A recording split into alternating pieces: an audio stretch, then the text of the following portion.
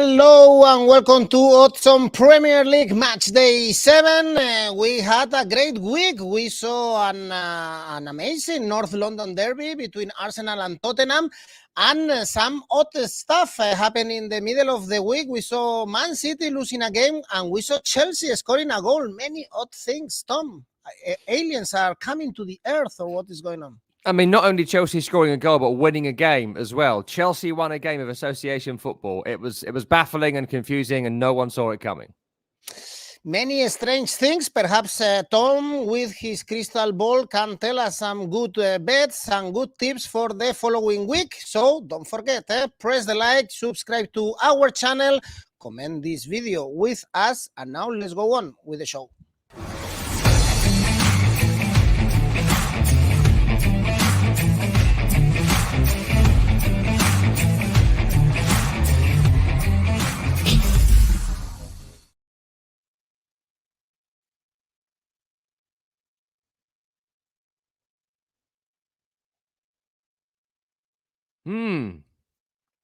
Well, I'm going to jump in here because Edu has muted his microphone, so I can't hear a word that he's saying. So I'm going to jump in at this point and just say, what a brilliant intro that was from Edu at that point. And we should get right on to the first game of the weekend, right? I think that's probably the best thing to do. And we'll get to Aston Villa against Brighton, which is the first game of the weekend, the early game on Saturday, September the 30th. And it's a fascinating game because there's a few games this weekend. I think there's going to be a clear favourite and there's going to be a clear loser. This particular game is one of those matches which is right in the balance. So firstly, as a gambler going into this one, you've got to consider what your gut instinct is. In terms of the form guide, Aston Villa, 1 defeat in the 5 games they've played the last 5, or 2 defeats at the start of the season with 6. Brighton, 6 games played, 5 victories, 1 defeat. That shock loss against West Ham. So 2 of the best teams in the league at the start of this season. What are we looking out for? Well, the form guide says win for both. So how do we divide some things in this bet? In terms of Aston Villa, plenty of goals scored, 12 this season, but you've got to look at 10 conceded as well. You've also got to look at home this campaign for Aston Villa, where they've won 2 of their games. And they've won scoring plenty of goals as well. So away, you might not fancy them as much. At home, big favourites to get on the score sheet here. I'd certainly be looking at them scoring. Similar story for Brighton and Hove Albion as well. Look at their away form. Look at their start of the season. Just 2 games played away from home. They won both of them with a whole bunch of goals scored. So there's a couple of scenarios here. Firstly, I quite like just a look at Brighton to win. I've got to say, I think that's really, really nice here. Brighton to win this game away from home, 2.71. You know, brings you in just under 2-1. I think that's really, really nice. I would certainly consider doubling up with Brighton to win or to draw. Brings you in under evens, but if you lump on that result, you will make some decent money. And I do think that Brighton go into it as slight favourites for me. I think they're a better football team. And I think that some of the disappointments you've seen at Villa this season, the Conference League last week, the League Cup in midweek, suggest there is a frailty there, certainly defensively, which we don't quite expect from an Unai Emery side. To be fair, the Chelsea win last week was probably the most Unai Emery victory of his time since he got there. So a few things to look out for. Look at the Brighton win market at 2.71. That's under 2. That's really nice around 2-1. Nearly double your money there. So I would look at taking that. Double it up with a draw, brings you to about 1.5, 1.6. So it's not great, but it will save you money there. 2 more outlandish picks here.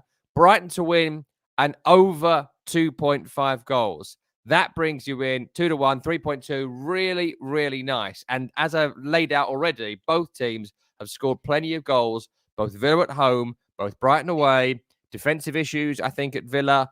And I think Villa at home will score. So Brighton to win over 2.5 goals at 3.2 is really, really nice. If you fancy Villa, they've got to outscore Brighton. Not easy to do. They've scored 18 goals this season already, Brighton. So Aston Villa, if you take them, I would add them on the under. I think they've got to outscore and defend really, really well. So Villa win under 3.5. That brings you in at 4.3. Brighton win over 2.5. That brings you in, as said, around 3-1. So tips for that one. Don't feel lonely. Yeah, don't feel lonely, Tom. The system. You save this for me, don't you? The moment I come on, everyone else doesn't have these problems. You do this to me. Exactly, indeed. The system kicked me out, but I'm back to tell you some interesting things. For instance, that all 6 games for Brighton saw both teams to score, so I can understand also your tip. And most of our people here, of our audience, are going for the same bets. Tom, Brighton and over 2.5 is nice. We can see Nabil, Chisonso as well. Ian over 2.5 goals and both teams to score. So it looks like everyone agrees with you, but John, he is going for Villa draw no bet. Indeed, Everton have improved, and this is news in this Premier League. Let's keep on. Tom, don't bother if I'm speaking for a bit, but I will keep it short. I will keep it short because I want to know your analysis about this Arsenal. Next game is Bournemouth Arsenal because they won in midweek 1-0 against Brentford, but in the Premier League, in a very entertaining game, as you predicted, they couldn't beat the Spurs, even if the North London Derby usually goes for the home game, home team. 2-2 was that result away. We are seeing a lot of 1-0 for Arsenal. We saw it in the League Cup. We saw it against Crystal Palace, against Everton, perhaps against Bournemouth is a similar job, no? A similar pattern for Arsenal. Yeah, I still think that Arsenal to win is a safe bet despite last week. I was surprised at the way they gave the goals away, Arsenal, through individual errors. Certainly the second one was a massive individual error. That's the first goal. Could Raya have done better? Should Saka have done better? Should 4 defenders converging on Son have done better? So individual errors cost Arsenal last week. But away from that, they defended pretty well. They stopped Tottenham, a great attack getting in on them very much. And so I still have a lot of confidence in Arsenal to go on to win this game. In terms of Bournemouth, I'm still not seeing anything.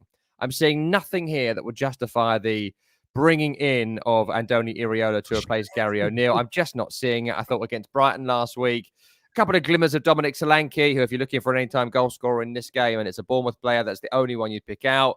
Beyond that, I'm not quite sure what he wants to do. Is he trying to go toe-to-toe with Brighton last week? That's a terrible idea. The quality of player, it just isn't there. And if they're going to continue to play like this, Bournemouth or Burnley will be the 3rd team relegated this season. So Iraola has to become a better manager who understands this league very quickly. Otherwise, I think Bournemouth are going to be in massive, massive trouble. In terms of Arsenal, away from that result against Tottenham last week, you picked it out there. Not many goals conceded across this season. Certainly away from home, the victory at Crystal Palace by a 1-0, the victory at Everton by a 1-0. So in this particular game, I'm going to follow that pattern. Despite the fact Bukayo Saka looks like he's out, there's doubts about Declan Rice. We know there's 1 or 2 others already injured for Arsenal. So they might have not a second string, but a thrown together 11 to a degree. I'd still fancy them to go to Bournemouth to win. I'd follow that pattern of low-scoring victories. Arsenal win to 0 brought me in against Everton a couple of weeks ago. I'll go with it again here, 2.88, just under 2-1. Really nice here for an Arsenal win. Straight-up win ain't so clever. You can also look at Arsenal win -1 and Arsenal win -2, but I think -1 is more likely. Low scoring, I think 1-0. Don't do exact bets, but find a way to work a 1-0 victory for Arsenal. That's what I'm tipping here. 1-0, 2-0, perhaps Arsenal to win 2-0, 2.88. Don't overthink. Arsenal -1 for Shimmy. Actually, everyone is going for Arsenal to win. It's almost a safe bet with 1.5. Let's see Tom's ACCA, but this looks like a good opportunity to put Arsenal in your ACCA. Perhaps you are brave enough also to put Everton. Next game is Everton Luton Town, but because as we had some comment at the beginning, Everton, they are improving. They won in the League Cup, but more importantly, they won in the Premier League. First victory against Brentford, also scoring from set pieces. You told me last week that they had to improve also and score from the corners, and it's very important this week because they face Luton Town. They must win this one, and then they have Bournemouth at home. So if they are able to get these 6 points, they would put relegation far away, Tom. I think this might be the week that Everton stayed up. I know it's September to October, but if they win against Luton, which I'm going to tip them to do, they beat Bournemouth last week, which I think they might. That's 3 league wins in a row. That's 4 league wins in all competitions, including the win against Villa in the League Cup. And that might be the season there. They just then need to win 4 more games over the next 31 and they're going to stay in the Premier League. So, it could be all she wrote this week. It's huge for Everton. Didn't see the Brentford result come in last week, I've got to say. Totally wrong on that one. Couldn't see Everton scoring 3 goals in a match. That was a shocker for all of us. And Dominic Calvert-Lewin coming on and scoring as well. Terrific news for him with the injury issues that he has had for such a long time. It's great to see him on the field scoring, and he played against Villa in midweek as well. And all of a sudden, Everton have gone from no striker to they can play Beto for 60 minutes and Calvert-Lewin for 30 minutes or vice versa. And there's a goal threat there. In terms of Luton, I mean, what do we say at this point? If you can't beat a 10-man Wolverhampton Wanderers playing 50 minutes in that game, that was the variable that took the game away from Wolves. 11 against 11, I still would have backed Wolves to win it. 10 against 11, they just scraped a draw with a dubious handball penalty, Luton. And again, we come down to the same questions about Luton Town. Who's going to score for them? How are they going to beat anyone in the Premier League with the way they play football? And you look at the way they play as well. What are they going to do against Everton? They're going to go long. They're going to go direct. They're going to try and work the channels. They're going to try and get Morris to work one side and Brown to work the other. I admire they went kind of 3-4-3 last weekend as opposed to the kind of 5-4-1 they had been playing. But I think it'd be a mistake. I mean, to be fair, I say mistake. I don't know. I don't know what I'd do if I was Luton, to be honest. The squad's nowhere near good enough. So they'll be relegated. This particular game, look at the season, not just last weekend. Look at the under here. This is not going to be, I don't think, a goal fest in any way. I'm going to pick Everton to win because if you're playing Luton, even if you're Everton, I'm going to predict you win. So Everton to win and under 2.5 goals in the match. Look at that, 3.5. That's out of nowhere, that bet, because I think that's really, really likely to come in. If you're feeling slightly less brave, you couldn't go under 3.5. It brings you in around 2.2. Not amazing, but I really fancy the under 2.5. Cannot see goals here. And also, it's worth looking at Everton to win without conceding. Yes, scoring that goal from a corner. Everton to win to 0, 2.5. Not too shabby for an Everton victory. And again, low-scoring Everton win screams it here. Perhaps it's a similar game as the one we saw in Craven Cottage. Fulham-Luton Town was a low-scoring game, and Fulham got the 3 points. Everyone is going for Everton in this game. Chinonso is going for an over 1.5, so at least 2 goals. Everton in Mayaka, so we all agree Everton should win this one. Let's try to find the good odds or better games. For instance, Man United Crystal Palace. This is a replay. We saw the game on Tuesday in the League Cup. United won that game. And after the defeats against Arsenal, Bayern, Brighton, well, they got a key victory against Burnley with Bruno Fernandes scoring. They have Galatasaray in the Champions League. So it's a run of fixtures that they have to win, Tom, and gain confidence. And perhaps with 4 victories, they say in a row, they say the season in another way. Yeah, I mean, look, it's still early. We've had some fun with the crises at Manchester United, the little fires everywhere, but still a tremendously talented squad with a good manager, and the Glazers spent a lot of money, haven't they, to be fair? So, but that doesn't matter, I suppose, because it's debt, whatever. Look, Man United, I thought, were pretty turgid against Burnley at the weekend just gone, but kind of shows my point, really. If you've got someone who can just do something magical in a split second and win the game, as Bruno Fernandes did, then that's going to be a difference maker in games like that, and games like that, and games like this. Crystal Palace are going to finish 12th this season because they always finish 12th. They're not going to be in a relegation battle. They're not going to be in the top half, and they're kind of maybe the most irrelevant club in the Premier League. They never really do anything. And so I wouldn't really look at any way that Crystal Palace win this game. I mean, still no Elise. He's not played all season, despite, signing the new contract, the big fanfare for him. He's unlikely to be playing till November. We've not seen Mateus Franca, who came in to ostensibly playing that role. Lerma is out. Dean Henderson still not played in goal. So there's a few things we don't yet know about Crystal Palace. But in general, as much rotation as they could do in midweek, and that wasn't a great deal. So how do we see this one? Well, I think Man United win. I think that's a pretty standard bet here. As usual, the market is quite low for a Man United win at 1.6. So I always try and bring it up to near 2-1 if I can do. Try and find double your money bets. Crystal Palace are not big scorers. They just are not and are never going to be big scorers in the Premier League. 6 goals scored all season long is nowhere near enough. A goal a game. So I don't see them scoring here, as they didn't in midweek. Manchester United to win to 0 brings you in at 2.75, just below 2-1. I think that'll nick up to 2-1 as we get towards the game. So make sure you keep your eye on that one. You can also find a similar sort of odd at United at a -1 handicap, 2.63. So broadly the same, but that then brings you in at a 2-1 score, a 3-2 score. I don't see it being like that, but that might be a slightly safer bet than Man U to win to 0. But I think that's the one that's going to come up as we get towards the weekend. Anytime goal scorers, I fancy a couple of goals for Man United here. Bruno Fernandes to score anytime. If anyone's going to do it, it's going to be him. Pick out your form players. 3.25 is actually not bad at all for the most likely scorer to score on the field. The other player I'd pick out, because I actually really like him, is Rasmus Højlund. It's not amazing odds for him to score. He's the centre forward, but I do think as the future comes on us, that will get lower and lower and lower. So these might be the longest odds you're ever going to get on Rasmus Højlund to score. He's physical, he's pacey, he knows where the goal is, massively aggressive. I think the attack is going to get built around him. And so I'd certainly start looking at that now, because I might start picking that out every week. Or Casemiro, as we can see here. No, I said to score, not to get booked. Well, he's scoring goals. Yes, but he'll get booked in this one.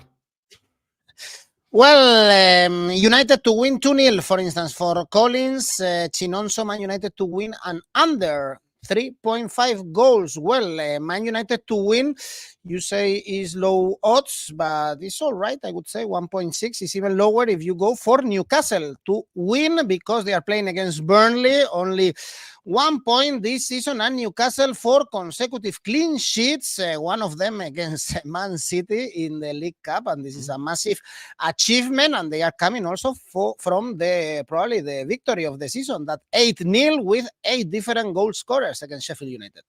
Yeah, unbelievable last week, and I really did not see that one coming. We picked out a Newcastle United win, but I did not pick out 8 goals. I'm not sure many people did. It's their biggest loss in the history of Sheffield United, and they played, I read this week, just under 5,000 games in their history, and it's the biggest margin of defeat they ever experienced. So, no one saw that coming. But Newcastle took advantage of terrible defending. I think they overcame a quite sticky start in that match to find the back of the net with ease. I think there was a frustration about the poor performance against Sheffield United. Forgive me, AC Milan in the week before going into the Sheffield United game. So a lot to be positive around Newcastle. Plus, I do think it makes more sense to me personally to start Wilson and bring on Isak later, as opposed to start Isak and bring on Wilson. I think Wilson is a brilliant Premier League striker. And when the going gets tough, I want him up front, holding the ball up, bringing players into play and carrying us upfield, as opposed to Isak, who might be a more talented player, potentially, certainly more skillful player, runs at you more, but that's the man I want on at the end of the game, not doing the hard yards for 60, 70 minutes, but that's just me. In terms of Burnley, I worked on the Man United game at the weekend just gone, and they're all verse and no chorus. You just can't do that week in, week out. Wonderful football, play the right way, whatever, 700 passes a game. Do you have a shot? No. I mean, that's the issue here. There's a great line from Thomas Frank a couple of years ago, the Brentford manager. He was asked, what's the difference between the Championship and the Premier League? And he said, the boxes.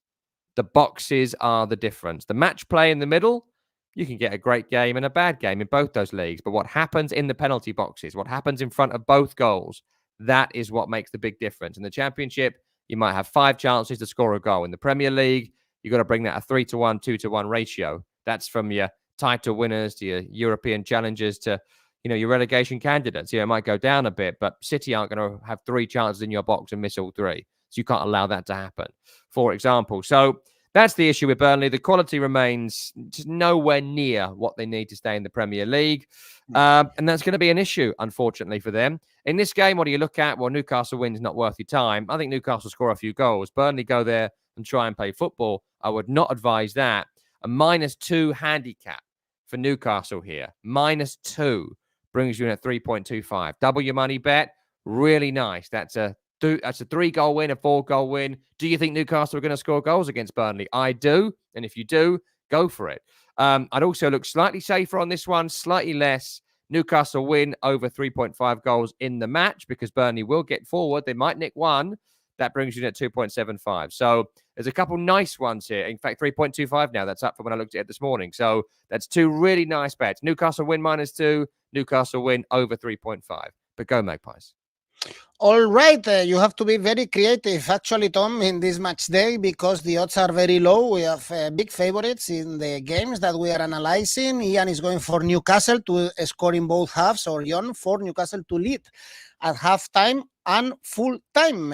Again, you have to be a bit creative because the odds are very low. Also, we have a big favorite in the next game. West Ham, Sheffield United, probably because Sheffield, they got 8, as we just said, against Newcastle, and West Ham, 2 consecutive defeats, but they put a fight against Man City and against Liverpool. All 6 games, by the way, Tom, were both teams to score in this season for West Ham in the Premier League. Yeah, and I think that I certainly wouldn't look too far beyond a few goals in this game. I don't know about Sheffield United scoring. My issue with West Ham at the moment is I think that they are conceding soft goals, really poor goals when they concede. The late one against Brighton, the second goal against Liverpool, the second one against Man City. Decisive goals or consolation goals. Either way, you've got to look at why they're conceding them. The late goal against Luton, there's moments in games where maybe they feel like it's one, or maybe they feel too comfortable and then suddenly let a soft goal in. But look, in the main, I think West Ham had a really good start to the season. I like the look of the midfield. You know, Edson Alvarez, James Ward-Prowse, and hopefully Lucas Paqueta. I think Ben Rama comes back in for this one, and maybe Thomas Soucek drops out.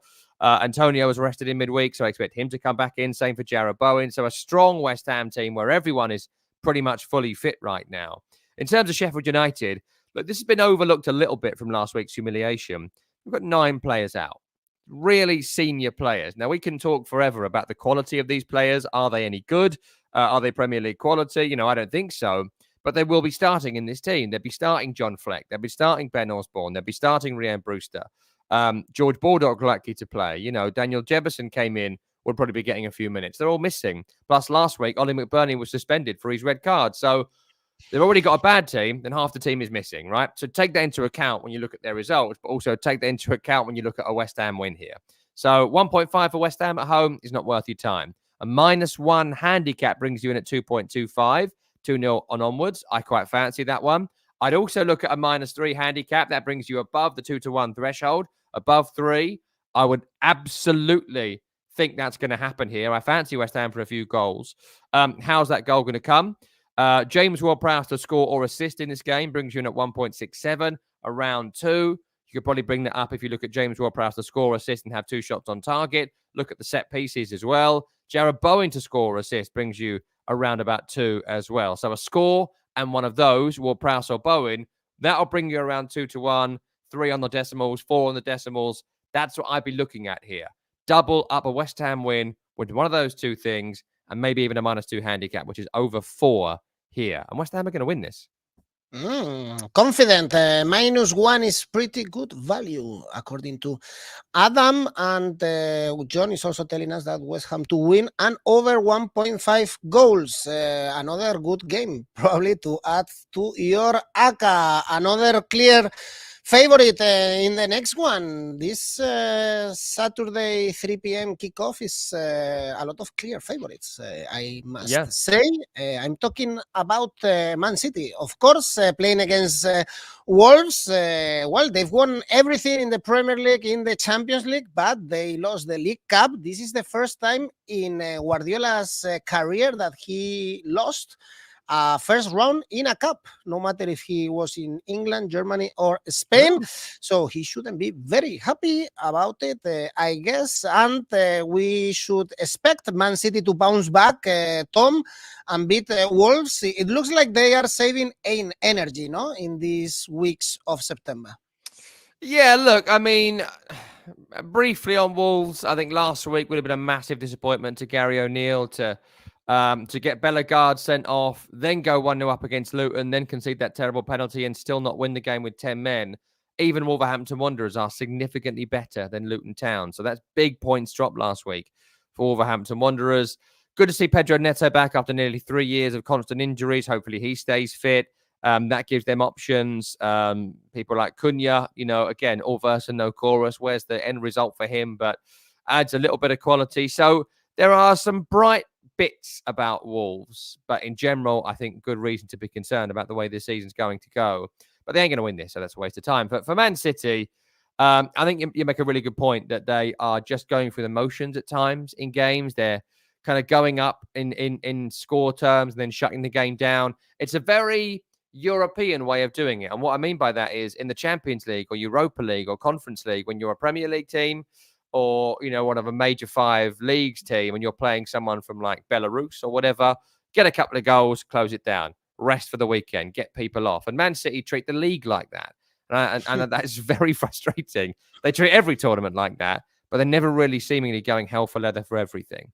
How do we make some money here? Well, got to look at the handicap market, right? There's 2 handicaps here that are worth your time. -1, if you're not feeling particularly brave, brings you in at 1.83. Look, it's not amazing, but at least you can make some money on a Man City win. -2 brings you in 3.25.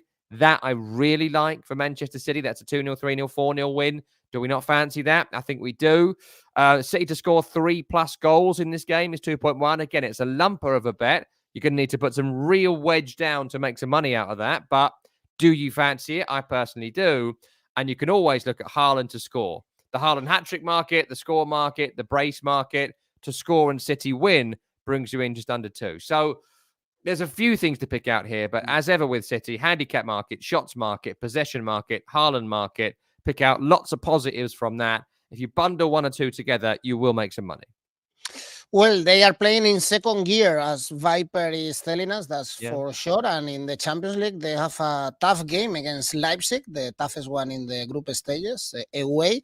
So perhaps they save some energy in the Molineux Stadium against Wolverhampton. And Haaland is fully rested, as Adam is telling us. So it's good always to add it in our bet slip. Next 3 games are more interesting, I would say, from the betting point of view. And the next one, for sure, is the most interesting one in this match day. Tottenham, Liverpool, because I guess, Tom, this is the kind of game where we should expect goals in both ends, because Spurs already 15 goals scored so far, looking really good. Also, Son already scored 5 goals. We saw a great derby, as I said at the beginning of the video, and same for Liverpool, really entertaining with Núñez scoring 5 consecutive victories, always over 2.5 goals. I guess, Tom, we should go for the goals market in this one. Yeah, definitely. I think both teams to score is it's a really safe bet here. And if you double that up with the winner of your choice, you will make some money. So, briefly, Liverpool to win in both teams to score is 3.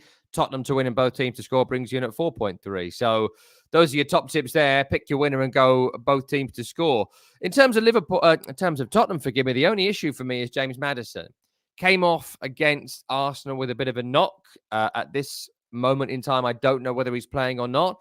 I'm going to assume that he is because I think he is so pivotal to everything Tottenham do. The way, drops back into his own penalty area. Look, he got caught by Gabby Jesus last weekend and it should have cost his team a second goal, but he did it so many other times and started attacks. He starts them flowing. He sets up both goals. He pops up left. He pops up right. Scores from set pieces. Set up both goals, which is worth looking at whenever you look at Tottenham now. Where's the goal going to come from? Maddison will be involved. So if he's fit here, I think Tottenham have a chance of winning and Tottenham have a chance of scoring the 2 or more goals required to beat Liverpool, because you don't beat Liverpool and keep a clean sheet. No one does. Very difficult to do. And it's worth noting as well, as the game goes on, Liverpool gets stronger and stronger and stronger. So you want to get out in front by a big margin, and then Tottenham may well look to hold on. So for Liverpool, I think what's interesting about them is defensively, Virgil van Dijk and Konate are back together again. Joel Matip's been playing more football. I still think there's issues there, and I don't think Van Dijk is back to the player he once was, but I think certainly better last couple of games I've seen him than before his suspension. So that's a positive. And going forward, aren't they incredible? Just absolutely incredible. The goal Szoboszlai scored in midweek. The goal Darwin Núñez scored, the second against West Ham, is incredible. I might whinge about the defending. I'm not sure it can be defended. It's such a great chip and volley. Mo Salah has been involved in goals in every single game, goals and assists. I mean, we could go on. It's incredible going forward. So, yeah, you'd look at that market and pick out what scorer you like. Here's what I like here. I'm going to personally pick Liverpool. I think Liverpool go there and win in a game where both teams score. So Liverpool win and both teams score. threes, 2-1. Very, very nice. And also look at the Tottenham market, as mentioned, both teams to score. That's at 4.33, but I fancy Liverpool. Don't discount the draw here, just straight up draw. 4.2 for a straight up draw. That's not a great deal of messing around. I know that both teams don't draw many games. One for Liverpool, 2 for Tottenham this season. But a high-scoring draw is very much something I wouldn't discount here in this game. So you can take away the goal element and just pick draw at over 4. And also look at Maddison to assist. That brings you in at 3 on the decimals, 2-1. Liverpool to win and over 2.5 goals in the match if you're feeling less brave is 2.63. And one other quick one for you, Christian Romero to get a card. I don't do cards a great deal, but there's 2 people I would look at this season. Number 1 is Christian Romero. Number 2 is Nicholas Jackson. Christian Romero will always kick you, and Jackson will whinge at the referee until he gets booked every single game. So if you do like that market, I personally don't, but if you do, look at Romero for a yellow. Well, Salah to score anytime and Liverpool to win for Ian. This is another option, but most of our audience are going also for Liverpool to win, high-scoring game, Liverpool to win and both teams to score, like John, Mom Spaghetti. Welcome back, by the way. Liverpool will win this one, so let's hope we are going to see a lot of goals. Shimi also feels like a 2-2 game. Very good one, this game, the best one in the weekend. But we still have 2 more games. It's odd, but we only have 1 game on Sunday. This is Nottingham Forest, Brentford. And here we have actually good odds because the draw looks like the most likely result. I don't know if Tom is going to tell us his famous sentence, his quote about draw, but we will see in a bit. Forest lost to Man City, always making the games very competitive, this Forest, whereas Brentford, Tom, they lost to Everton, to Newcastle. Their only victory was against Fulham. They look worse than last season, that's for sure. Yeah, I'm losing faith in Brentford, I've got to say. I really am. I think that they are going to be lucky that Luton and Burnley and Sheffield United have come up together, plus Wolves, Bournemouth and Everton exist because, the way that bottom half of the table, bar Chelsea, looks right now, I don't see it changing much from what's there. Brentford, no striker in Tony. Ray has been sold. Flecken in goal is not a great replacement. Wisser up front is incredibly inconsistent. Teams have worked out. Stop and Bumo, stop Brentford. And the midfield, though it works hard, it's very one-dimensional with Janelt, Norgard and Jensen. So, yeah, issues there for Brentford to solve. For Nottingham Forest, I think they're a better team now I've given them credit for. I think offensively, Taiwo Awoniyi we know about, but I think there's an interesting rejuvenation of Anthony Elanga going on. I like Morgan Gibbs-White. I think they'll score goals against the lesser teams in the Premier League. I'd have doubts about them defensively, but offensively, pretty impressive.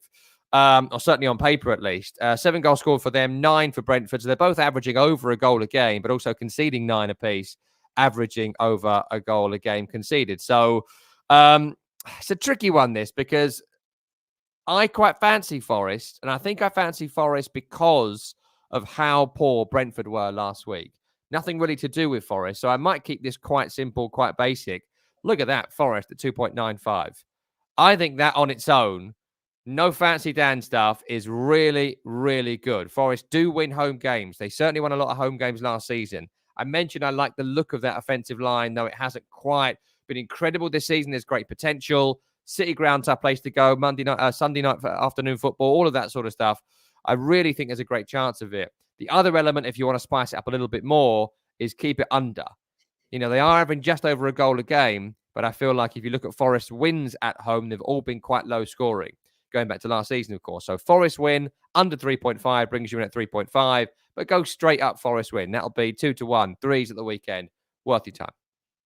Also, Shimi agrees with you. These Forest odds are really nice. And the last game is on Monday. We are going to see a derby in West London, Fulham, Chelsea. There are a lot of jokes around Twitter, around internet about Chelsea's best goal in September, of course, to Nicholas Jackson. The only goal they scored, luckily enough, they are still alive in the League Cup, but as we all know, they lost to Aston Villa. They haven't scored in the last 3 Premier League games, and now They are going to the stadium just 200 meters away from Stamford Bridge, Tom, and I would say with a decent tally, no, for Fulham at this stage, 8 points, they should be happy. Yeah, pretty unremarkable, but solid for Fulham Yeah. so far. I think they are reeling from losing Mitrovic and some of the issues during the summer. They certainly didn't strengthen a great deal during the summer, and I don't think the manager would have been particularly happy on paper with Raul Jimenez coming in to replace Mitrovic, who is just, you know, he's not finished, but he's certainly nowhere near the player he once was. I'm not quite sure why he's still playing in the Premier League or got another Premier League contract. So issues there for Fulham.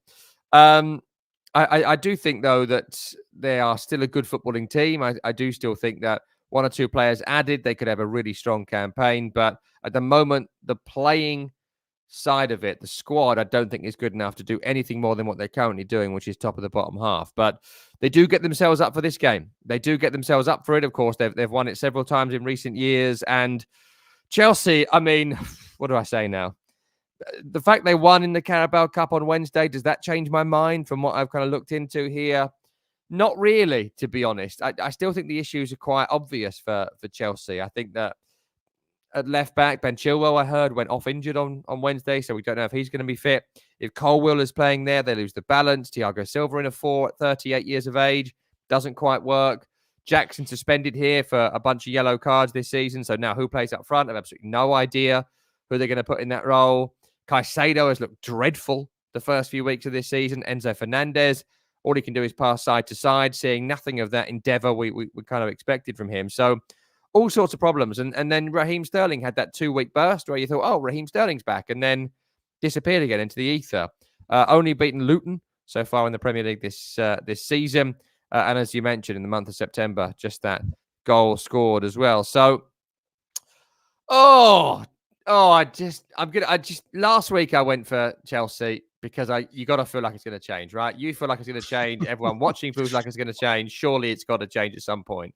But you know what? Look at that. Look at Fulham. 3.9. Look at it. I'm taking it. I am taking it and running with it because that is unusual for a home team against someone who've won one game all league season, who have won, I think, 5 league games in 20 odd games. If it wasn't for the name Chelsea, I think Fulham would be around 2 here, 2.5 on the decimal, because they're not. They're at 3.9. I'll take Fulham to win straight up on its own. Don't discount the draw as well at 3.71. I'd even look here. This is really bold. Fulham -1 handicap. A Fulham -1 handicap, a 2-0 victory. I know it's wild. That brings you in at 8.5. That is wild for a home team against someone playing as badly as Chelsea. They will turn it around at some point, but if they don't, that is not unlikely. I'd also not ignore the 0-0 draw at 12 as well. So there's some really good money to be made here betting against Chelsea. And while they're still playing badly, I'll do it. You are a crazy man, but I love it. Shimi is telling you, well, Fulham, they are the best team in West London, 3 points more than Chelsea and 2 more than Brentford. Brentford won the derby, by the way, in Craven Cottage, but our faith in Chelsea is running up, that's for sure. Tom, you must be drunk, surely not -1. Well, let's see. He says we have good odds, perhaps also a goalless draw, as Levis is telling us. Well, Tom, I think there are so many options in this weekend to pick your safe bet and your ACCA. So which one is your safe bet? My safe bet, you won't be surprised to hear, is Manchester City. I tipped them earlier on to go -1 at 1.83, so I might look up at that. But 1.37 is a lump-on bet. It's a City win. It's going to happen. If you've got big money to spend, this is what you do. You lump, you make small gains across the year. 1.37 is not amazing, so I might make it -1 at 1.83, but City. All right. And your ACCA? Well, it's interesting this week. I've been doing trebles for the season and most of last season. And from our 6-game week so far, I've won 4 of 6. The 2 that I didn't win, 1 result of the 3 let me down. So I've got a treble for you again. The treble is Man City, Arsenal, and West Ham. That brings you in at 2-1, 3.2. It's really, really nice. So I think it's a really nice ACCA. That's what I'll be taking. But I will just flag, if you throw Newcastle in there as well and go 4-fold, I don't know if I'm going to do this yet. If If you throw that in, that brings you in at just under 4. I got it at 3.8 this morning. So if you throw Newcastle in that treble as well, really good money to be made. I'm going to mull it over until we get to Saturday before making my bet. But there's a treble there and a fourfold if you fancy. Newcastle hosting PSG in the Champions League. So what a week for them. Love the ACCA for Adam sending us love. Also Viper, appreciate the tips. Thanks everyone for watching, for being with us one week more. Tom, also thanks to you, and see you next week. Of course, don't forget, press the like and subscribe. Bye-bye.